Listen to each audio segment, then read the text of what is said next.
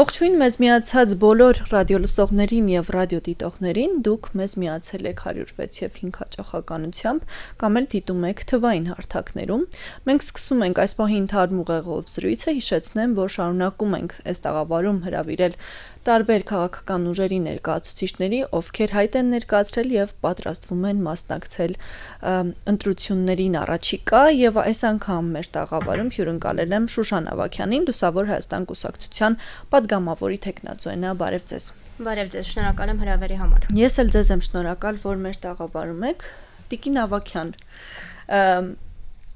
ինչպես որոշեցիք, որ պիտի հենց Լուսավոր Հայաստանին միանաք։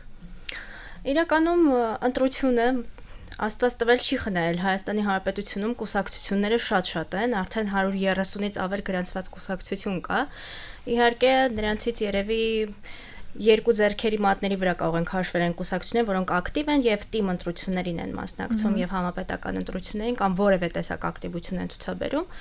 Ինչու հենց Լուսավոր Հայաստանի նկատմամբ համակրանքը 2018 թվականին էր դեռևս սկսել, երբ շատ մոդայիկ էր այն ժամանակ քաղաքացիական պայմանագիր կուսակցությունը, շատերը հերթեր էին կանգնում, որպեսզի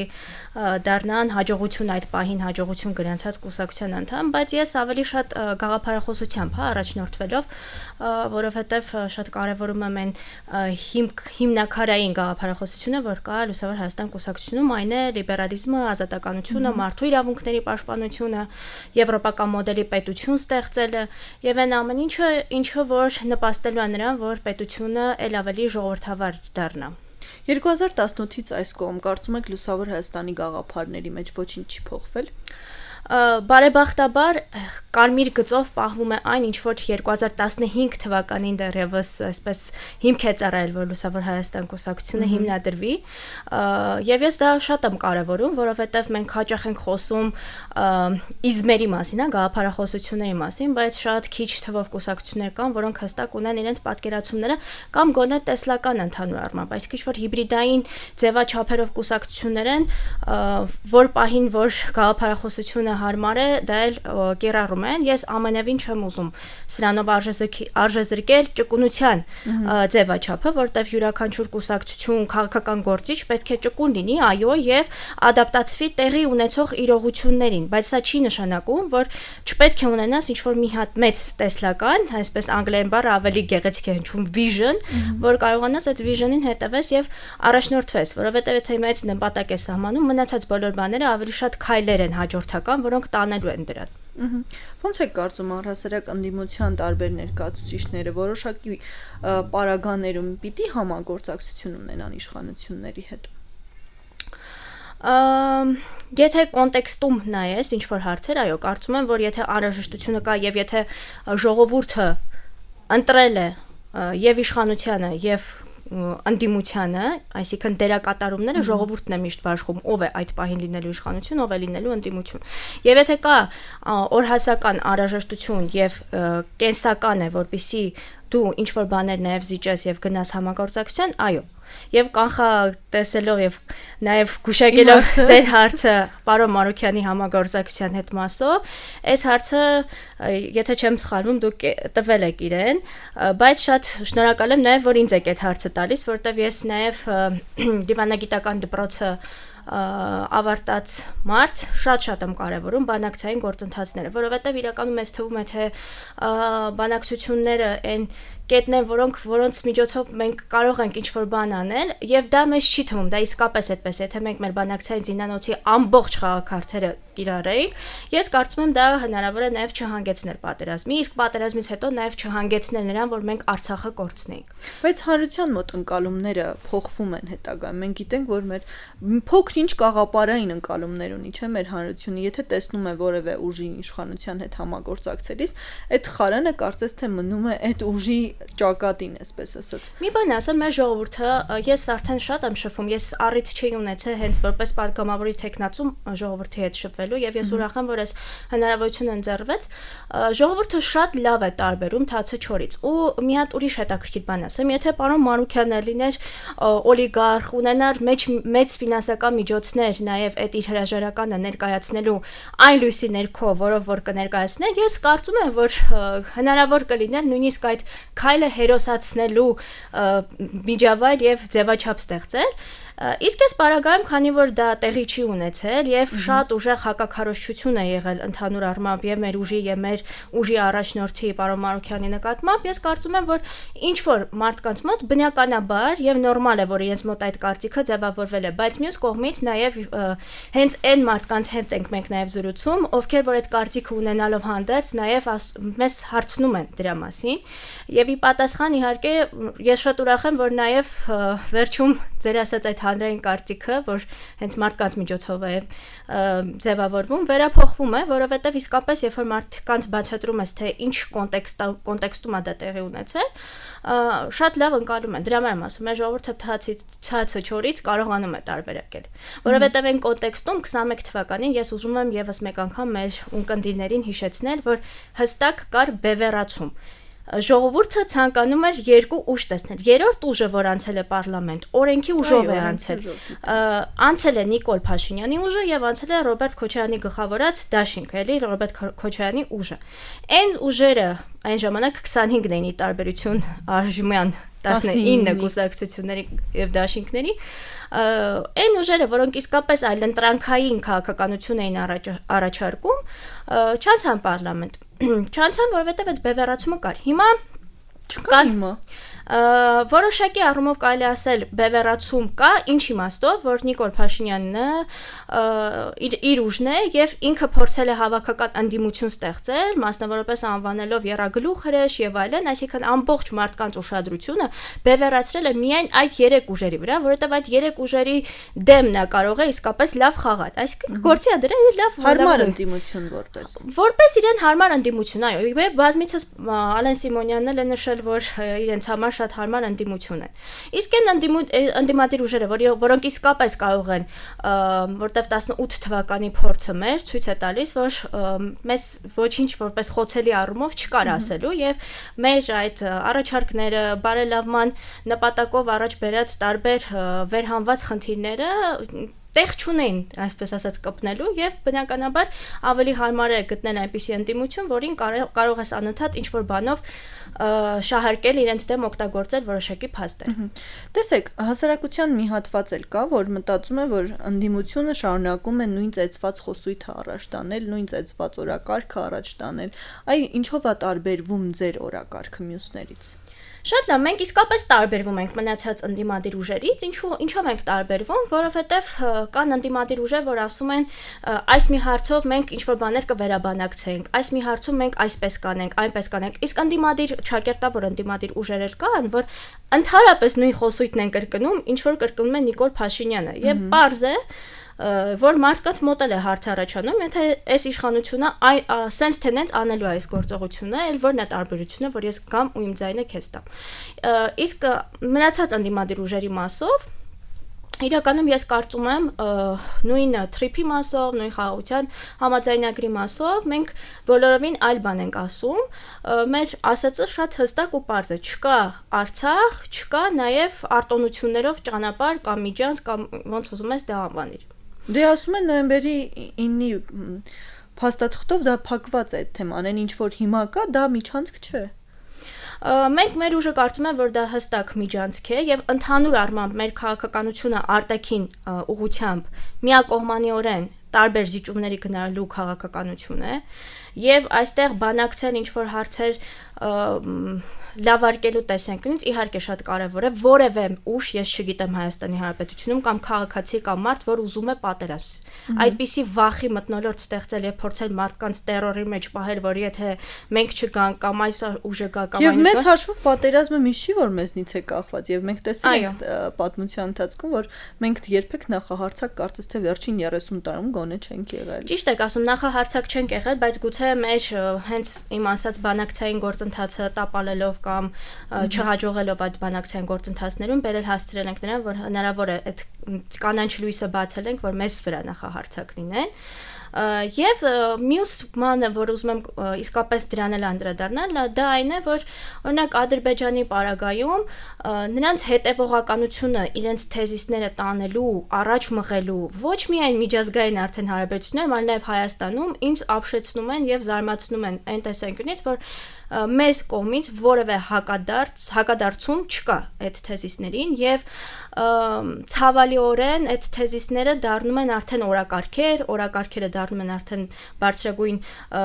պաշտոնատար անձած շրջանակներում խոսույթներ, մարսվում են, տարածվում են, հիմք են ունենում, արմատավորվում են եւ նաեւ այդ առումով բազիս հիմք են ծառայում, որպեսզի Ադրբեջանը իր հետագա գործողությունները լեգիտիմացնի։ Այս դա է նաև խնդիրը, որ մենք չենք կարողանում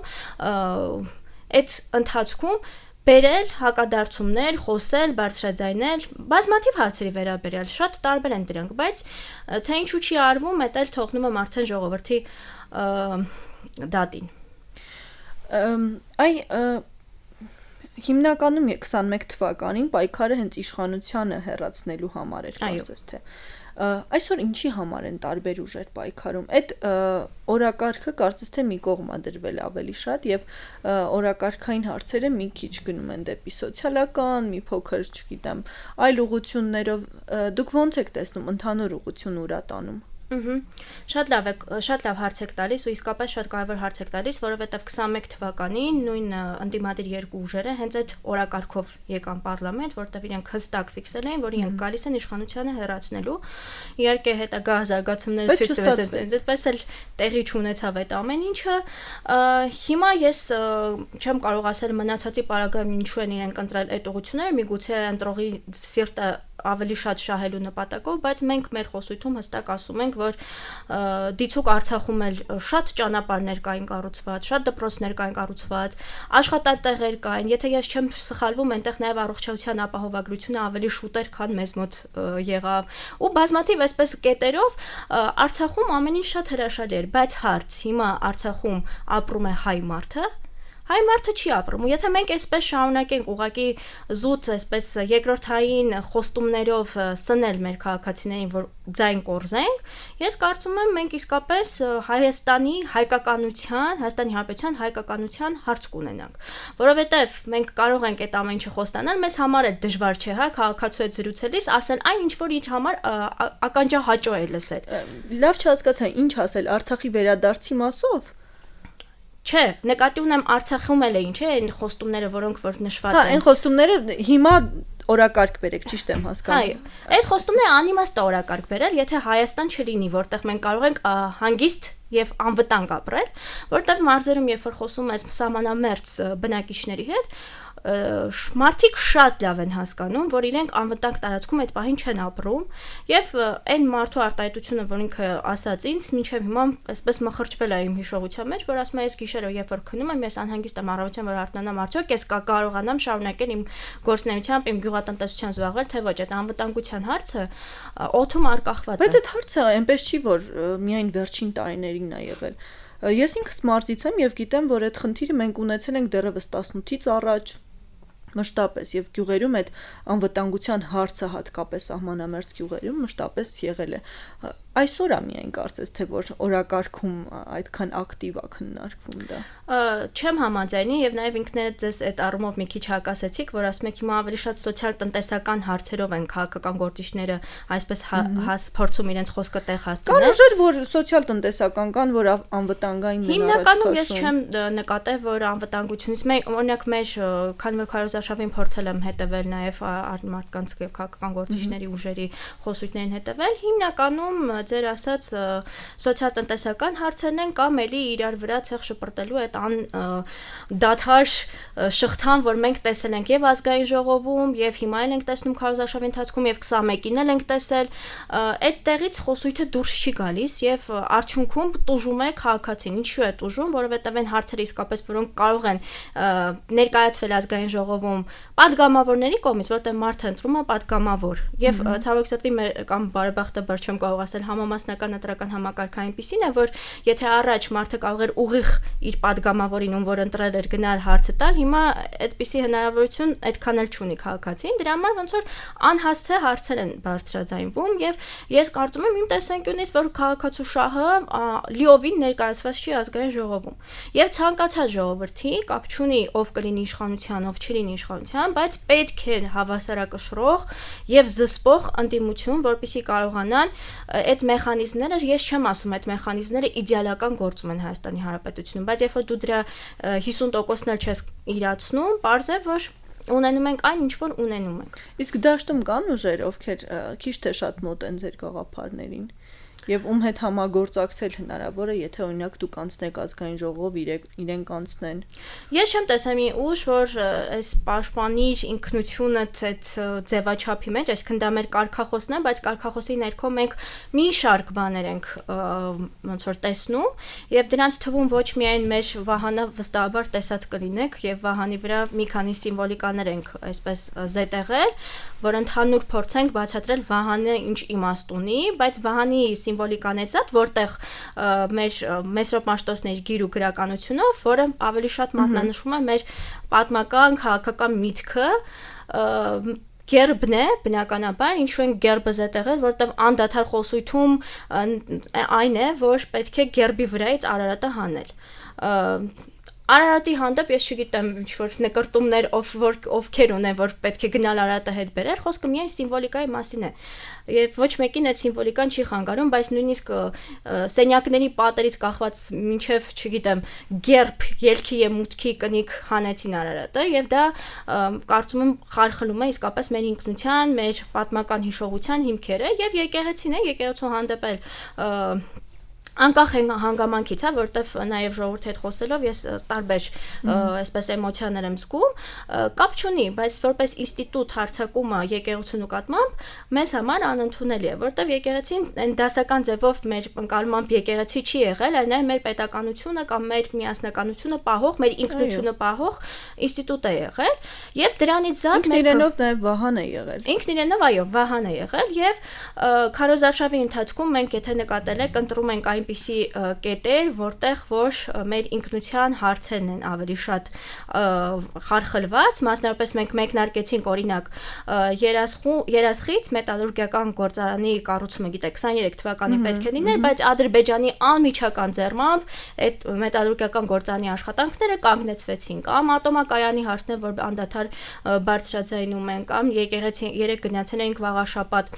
Եվ այս ամեն ինչը նրա մասին է, որ մենք մեր ինքնության տակ ոչ միայն այդ պատմամշակութային տարրերն ենք հասկանում, այլ նաև էներգետիկ անվտանգությունը, տնտեսական ինքնությունը, ոլորտային, հա, այդ արտաքին քաղաքականության հարաբերություններում մեր ինքնիշխանությունը, մեր սուբյեկտայնությունը պահելը, եւ այդ դրա հիման վրա էլ մենք որոշեցինք, որ նաև պարոն Փաշոյանի առաջարկությամբ եւ իր համագումարի ելույթի ընթացքում, որ արծարծենք նաև ռեմոնտադա բառը, որը ավելի շատ այսպես իհարկե ֆուտբոլային տերմին է, բայց այստեղ եթե ադապտացնենք ու մեր պրիզմայի ներքո ներկայացնենք, իմաստը այն է, որ պետք է Հայաստանին հետ վերադարձնել իր սուբյեկտայնության եւ ինքնիշխանության ակունքներին։ Եվ զուգահեռաբար նաև սա վերաբերում է նաև Լուսավոր Հայաստան կուսակցությանը, որովհետև 18 թվականին մենք բավականին կառուցողական ընդդիմություն էինք եւ իսկապես փորձում էինք մեր բոլոր հնարավոր լծակներով ազդել եւ ներգործություն ունենալ տարբեր ոլորտներում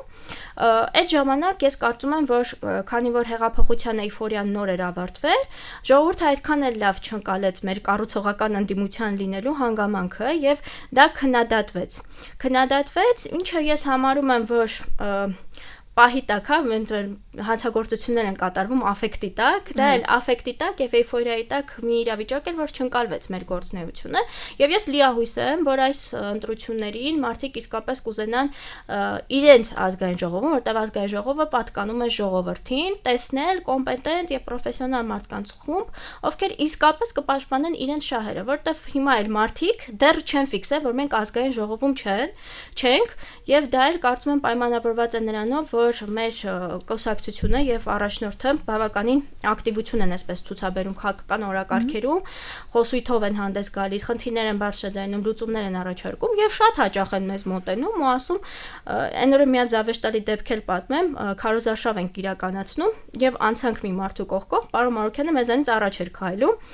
եւ ես լսեցի այդ մարդու ռեպլիկան, ով ասաց ազգային ժողովի падգամավորը ժամը 12-ին ինչ գործ ունի փողոցներում ման է գալիս։ Բնականաբար ես չդիմացա գայթակղությանը եւ մոտեցա այդ մարդու հետ խոսեցի, ասում եմ ոնց, պարոն Մարուկյան ազգային ժողովում չէ։ Ասում եմ չէ, ազգային ժողովում չէ, 21 թվականից սկսած արդեն 5 տարի է անցել։ Ասում եմ, բայց գիտեմ ազգային ժողովի падգամավոր է, ասում եմ, լինում է ես բան եմ գրում, մեկնաբանություններ եմ գրում իր ասածների տակ, խոսում եմ, ասում եմ, փաստորեն ինքը ազգային ժողովի падգամավոր չէր։ Ու այսպես ընկալումները մարդկանց պետք է անհատապես իսկապես աշխատել քաղաքացու հետ եւ մեր այսպես թիրախային քաղաքացիները, ում ձայնը մենք իսկապես խնդրում ենք, դա այն քաղաքացիներն են, ովքեր որ չկողմնորոշված են, որտեվ անիմաստ է կողմնորոշված քաղաքացու հետ, ով հստակ գիտի, որ Նիկոլ Փաշինյանին է ընտրելու, Ռոբերտ Քոչարյանին է ընտրելու, Գագիկ Ծառուկյանին է ընտրելու, Սամվել Կարապետյանի ուժին է ընտրելու, իրենց հետ չես կարող դու խոսել ու ասել, չէ, այ իրենց մի ընտրի, մեզ ընտրի, որտեղ դուք չունեք ձեր ձևավորած ընտրազանգվածը։ Ունենք եւ դրանով է պայմանավորված նաեւ մեր մասնակցությունը։ Մենք բավականին ուշ դիրքավորվեցինք, որովհետեւ չենք կարողանում հասկանալ, թե որն է ճիշտ, որտեղ մենք առաջարկում ենք ի սկզբանե մեկ միասնական ընդդիմադիր բևեռով հանդես գալ, որպեսզի կարողանանք իշխանությանը փոխել։ Օրինական ճանապարհով իհարկե խոսքը գնում է դրա մասին, բայց քանի որ այդ բևեռը չձևավորվեց եւ մենք մեր ընտրողների հետ խոսեցինք, մի պարզ ու հստակ բան եղավ։ Ես չեմ ուզում ինչ-որ չափելի թվեր ասել, որ մեր ընտրազանգվածը փոքր է, էլեկտորատը մեծ է եւ այլն, որտեղ մենք իսկապես ռեալիստ ենք եւ փոքր կուսակցություն ենք, գիտակցում ենք, որ մենք չենք կարող գալ ասել, մենք ունենք վարչապետի թեկնածու, մենք գալիս ենք իշխանությանը վերցնելու, չէ։ Բայց պատասխանատվություն զգացինք մեր էլեկտորատի առջեւ, որտեղ մեր էլեկտորատից հստակ ու ոչ թե մեկ մարդուց, երկու մարդուց, այլ հստակ զգացինք այն մեսիջը, այն ուղերձը, որ եթե դուք չմասնակցեք ընտրություններին, մենք պարզապես չենք գնա ընտրությունների։ Իսկ երբ որ մարդիկ չեն գնում ընտրությունների, դա յուրաքանչյուր գործող իշխանության, անկախ նրանից թե ով է գործող իշխանությունը, դա ձեռնտու է գործող իշխանությանը։ Իսկ մեր նպատակը մեկն է, որպեսզի տվյալ գործող իշխանությանը հունիսի 7-ի ընտրություններով փոխենք։ Շատ լավ։ Տիկին Ավագյան, տեսեք, այ սոցհարցումները ցույց են տալիս, որ այս պահին ամենաշատ ձայները ունի Նիկոլ Փաշինյանը։ Հետևաբար հավանաբար իշխանություն լինելու է կրկին ինքը, եթե իրավիճակ չփոխվի։ Չնայած ուժեր կան, որոնք ասում են, որ իրենք են գալու իշխանության եւ ընդդիմություն պատրաստ չեն աշխատել։ Դուք կարծես թե պատրաստ եք որպես ընդդիմություն աշխատել։ Ինչպես ժողովուրդը որոշի։ Այս իշխանության հետ արդյոք հնարավոր է աշխատելը, որովհետև տեսեք, այս 5 տարիների ընթացքում մեր խորհրդարանական ընդդիմությունը մշտապես դժգոհել է, որ այս իշխանության հետ անհնար է ազգային ժողովում աշխատելը, որոշումներ կայացնելը, այ դուք ոնց եք պատկերացնում։ Ձեր քարտեզը կա, ինչպես եք առաջ շարժվելու։ Իհարկե կա եւ շատ հստակ ենք պատկերացնում։ Տեսեք, մենք այն ուժերից ենք, որ խոսում ենք այս սուպեր վարչապետական համակարգից։ Ինչու հնարավոր չի աշխատել իշխանության հետ, որովհետեւ համակարգը թույլ չի տալիս, որպեսզի բոլոր լծակներն ու ազդակներով դու կարողանաս ինչ-որ ձևով ներգործություն ունենալ, բայց նույնիսկ եթե 100%-անով դա կիրառես եւ օգտագործես այն ինչ որ գրված է ու տրված է ընդդիմությանը, ելի հնարավոր է որևէ բան փոխել։ Այստեղ մի ուրիշ հարց կա, եթե ուժերից որևէ մեկը չունեցավ սահմանադրական մեծամասնություն, իսկ մենք հիմա գիտենք, որ Նիկոլ Փաշինյանը ոչ թե ասում է ես չեմ ուզում ուղղակի հաղթել, ինձ խնդրում եմ ձեր ձայնը, որ ինձ տակ սահմանադրական մեծամասնություն։ Հստակ ձևակերպել է ինքը այդ միտքը։ Ինչու է ուզում սահմանադրական մեծամասնություն, որպեսզի ելի միանցնի այս 5 տարիների ընթացքում կարողանան կառավարել եւ ցանկացած որոշում ընդունել նույնիսկ առանց ընդդիմության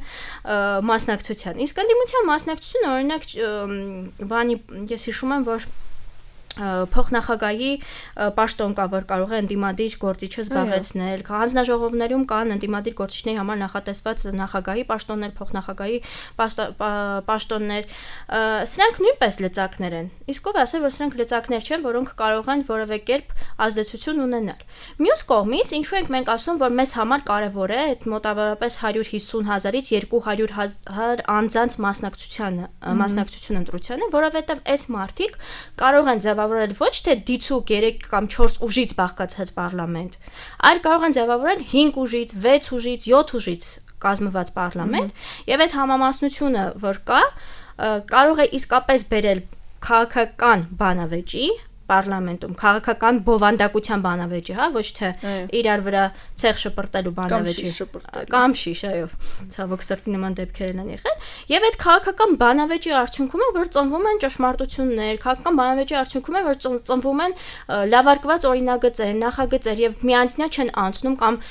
չեն քվեարկում այդ նախագծերի ընդդիմության բերած նախագծերին իշխանությունը չէր քվեարկում, որովհետեւ մեծամասնություն ունեն։ Իսկ մեր ժողովուրդը հիմա ունի հնարավորություն, ընդ որում այդ հնարավորությունը իրենց տրվում է յուրաքանչյուր 5 տարին մեկ, որպեսզի գնա եւ ձևավորի այնպիսի պարլամենտ, որտեղ բազմաուժ կլինի այդ պարլամենտը եւ այդ պարլամենտի շրջանակներում իրենց տարբեր մարդկանց շերտեր, տարբեր մարդկանց գործնեություն ծավալող խմբեր ներկայացված կլինեն, որտեղ բոլորի ձայնը լսելի կլինի։ Այո, եւ պարտադիր չի պարլամենտում միշտ լինի 1-ից 3 ուժ կամ 4 ուժ, կարող են ավելի շատ պարլամենտ ձևավորել եւ դրա հիմնական արդյունքը կերևա հունիսի 7-ին, երբ որ այդ չկողմնորոշված կամ ցանկություն չունեցող կամ ապաթիայի մեջ գտնվող կամ ընտրական գործընթացներով չհետաքրքրվող, քաղաքականությամբ չզբաղվող երիտասարդները, որտեղ շատ հաճախ են ասում, ես քաղաքականությամբ չեմ զբաղվում, բայց իրականում այդ դեպքում իսկապես քաղաքականությունն է արդեն սկսում զբաղվել այդ մարդկանց ճակատագրով։ Եվ իրենց վաղվա օրը որոշում են իրենց փոխարեն։ Ես կարծում եմ ամեն մեկս թեկուզ մի հատ ուրիշ կարծիք եմ լսել, որ ասում են պատասխանատվություն ենք զգում, պատասխանատվություն են առումով, որ քվեարկել ենք ինչ-որ X ուժի եւ այդ ուժը չի արդարացրել մեր սպասելիքները, հիմա չենք ուզում գնալ ընտրություններ, որովհետեւ չենք հավատում, որ ինչ-որ մեկը կարող է մեր ակնկալիքներին համապատասխան ձևով անդրադառնալ։ Այս դեպքում իմաստը ընտրությունների պարբերականության հենց այն է, որ 5 տարի մեկ ժողովուրդը իր գնահատականն է տալիս այս կամ այն ուժի, այս կամ այն քաղաքական գործին կամ կուսակցությանը։ Եթե այս մեկը չի բավարարել, դա չի նշանակում, որ մյուսներն չեն կարողանալու դրանք բավարարել այդ ակնկալիքները։ Շատ լավ, ես շնորհակալ եմ դզրույցի համար, իսկ մեզ լսողներին եւ դիտողներին ուզում եմ հիշեցնել, որ առաջին խոսափողի մոտ Շուշան Ավագյանն էր, Լուսավոր Հայաստան կուսակցության падգամավորի թեկնածու։ Շարունակեք հետևել թարմ ուղեղով զրույցներին, կհանդիպենք։